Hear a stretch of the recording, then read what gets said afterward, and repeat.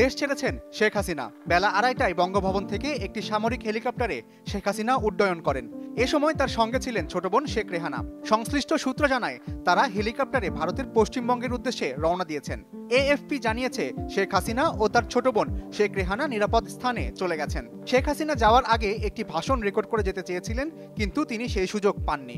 সবশেষ তথ্য পেতে প্রথম আলোর সঙ্গে থাকুন। ভিজিট করুন prothomalo.com/video আর ফলো করুন প্রথম আলোর ফেসবুক পেজ এবং ইউটিউব চ্যানেল।